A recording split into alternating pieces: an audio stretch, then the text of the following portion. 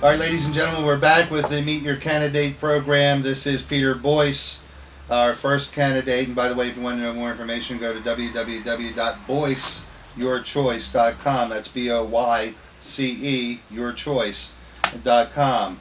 All right, come on back to us and give us a little bit more, Mr. Boyce. Okay, well, the gist of bringing prosperity and jobs back is reining in the government. I like to say that when I'm elected, I won't be going to Congress to get along or to be a follower. I'll be going there to lead the Democrats' escaped donkey and the Republicans' escaped elephant back to the constraints of the constitutional corral. That's the whole problem. Government has grown so big, so expensive, so meddling in every aspect of our lives. And if you think it's bad now, wait till Obamacare begins, or the Patient Protection Affordable Care Act. Yes. That's going to save everybody money. Yeah, right. 150 new agencies are going to be established, the largest expansion of government since our founding. It's insane. It's serious. The idea that you're not going there to get along, you're going there to stop this. And this is one of the issues that the Tea Party has been putting out there, is that we need to stop, we got to stop this motion first, and then we got to try to reverse it.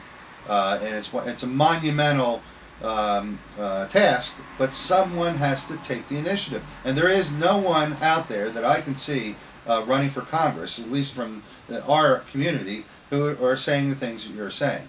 And that's why I've been supportive of you all along, and feeling as though it is the one way that we're going to make a change. Because I'm a pretty regular keynote speaker at the Tea Party groups throughout South Jersey. Salem County, Cumberland County, Atlantic County, Ventnor. And what I've noticed, I've been to Democrat functions, I've been to Republican functions, and what I notice is at the Tea Party meetings, or like Campaign for Liberty, 912ers and so on, Liberty and Prosperity in Atlantic County, the focus is always on the Constitution. Learning about the Constitution and how to get government, how to get the genie back in the bottle, how to get government to obey the confines of the Constitution. The purpose of the Constitution, it's not a law to govern the people, it's a law to govern the government. When the government is restrained, then the people are free. And in that freedom also comes responsibility, personal responsibility. But in that freedom and personal responsibility, they can produce. And that's why we bless the world as producing more goods and services than ever before. Well, what I've noticed is the focus of these meetings, Tea Party meetings and so on, is always the Constitution. I know because I'm there teaching them about it. Yet the major media would always portray such groups, or in my case, Constitution Party, Tea Party, they were right-wing radicals, far-right, lunatic fringe. Really. We're focused on the document that both the Democrats, the left, and the Republicans, the right, both swear to. So where does that put us? It puts us exactly in the center, and it's where we're trying to get both parties. It's at the Tea Party meetings. They're both Democrats and Republicans there that realize, hey, there's something serious going on. I'm concerned for my children and my grandchildren, and it's not all Republicans.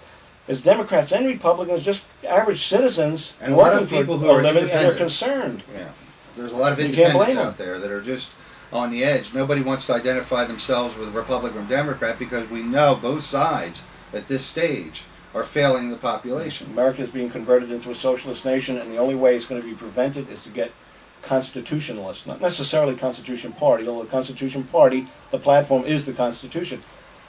But either a Democrat or Republican, if they're focused on if they're dedicated, if they've got a track record of fighting for the Constitution, defending the Constitution, they're the type that we need. Think like Ron Paul. He votes according to the Constitution 100% of the time. In New Jersey, there's Scott Garrett. He votes according to the Constitution 90% of the time. These are statesmen. These are the kind we need, not followers. They run ahead of the crowd and then they look back to see if they're running in the right direction. If they're following, they're running in the right direction. No, we need men who are going to stand on principle. Don't they all take the oath to protect and defend the Constitution of the United States? Yeah, what they need, what they need to include in the oath is that they'll actually read it. That would help. Yeah. Read their oath and then read the bills. They'll be voting for bills without reading them. Big problem here in southern New Jersey and all around everywhere is immigration. What do you suggest we do with immigration? I'm firmly against amnesty. Amnesty would the buzz phrase is comprehensive immigration reform. Gee, that sounds nice. Amnesty will cost the American taxpayers $2 trillion. Illegal immigration already costs New Jersey over $2 billion per year in social services, incarceration, health care, education, and so on. There's a crime wave sweeping across America. In Los Angeles County, California, 95% of the outstanding murder warrants are for illegal aliens. 30% of convicted felons serving time in federal prisons are here illegally. This is a tremendous burden on our resources, our social services, and the increase in crime is phenomenal. Article 4, Section 4 of the Constitution requires the federal government to protect the states against invasion. 12 to 40 million illegal, unknown intruders, that constitutes an invasion.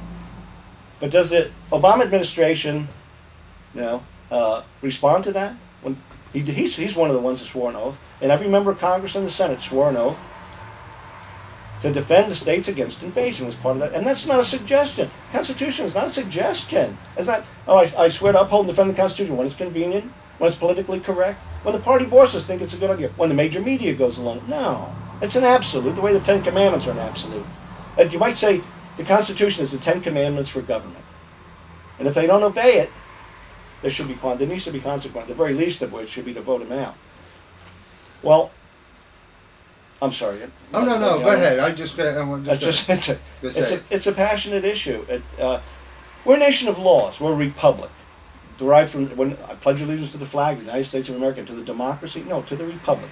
Derived from the Latin, res publica. Res meaning thing, publica meaning public. The public thing, the law. The law of the land, the United States Constitution. We're a nation of laws. Those laws, some of those laws are immigration laws. They need to be enforced. It's a wonderful picture. If you go to my website, I believe it's on there. Okay? Picture of Albert Einstein being sworn in. Yeah. Legally. Not a picture of Albert Einstein sneaking across the border in the middle of the night. No, being sworn in legally. He had learned the language, he had learned about the Constitution, he had renounced all foreign allegiances. Oh, that brings us to the issue of anchor babies. That's something people are concerned. What's this thing about anchor babies? Okay. In 1965, Lyndon Johnson said, okay, from now on, any child that's born here, even if their parents sneak across the border, if they're born here, they're automatically American citizen because of the 14th Amendment. Well, the 14th Amendment says those people born or naturalized here are American citizens, but it goes on to say, and subject to the jurisdiction thereof. Now, in 1870, the Supreme Court heard a case, or a series of cases called the slaughterhouse cases, where the issue was brought up, are the children of ambassadors and foreign ministers to America that are here legally, when they have children, are those children American citizens? And the Supreme Court ruled, no, they're not American citizens because they're not subject to our jurisdiction. They're subject to the jurisdiction of the nation that their parents are citizens of. Likewise, if someone sneaks across our border, they're not subject to our jurisdiction. They haven't renounced all foreign allegiances. And so what's happening is we have millions coming across our border that have no allegiance to America. They still have an allegiance to Mexico or to Aztlan, believe that they own the southwestern states. Those whole areas of Arizona now have been abandoned. They can't control it. Signs have been posted. Don't go there. There's drug smugglers, human traffickers. It's serious. I'll fight against it. Well, I appreciate that because we all need something to stop, and nothing has been said. We have a Congress who's out there just on fire, doing whatever they want to do, and we're feeling the effects of it. Real quickly, we're coming down to the end here. We've got about 5 minutes to go, maybe 4 minutes. Iraq and Afghanistan. We need to bring our troops home as quickly and safely as possible to secure our own borders. Congress pays hundreds of billions of dollars to secure the borders of other nations, but pays only lip service to its constitutional obligation to secure our own borders and ports. The INS has a category called OTMs. Okay? Of the 7,000 that cross the border every day, 15% the INS has declared these are felons, child molesters, rapists, drug smugglers, human traffickers, and there's a category called OTM other than Mexican. Hezbollah, Hamas, Al-Qaeda, Taliban, 1,000 a day, terrorists. But rest assured, you're safe because we're frisking grandmom at the airport, taking away her nail clippers because she might be a terrorist. Let's get real.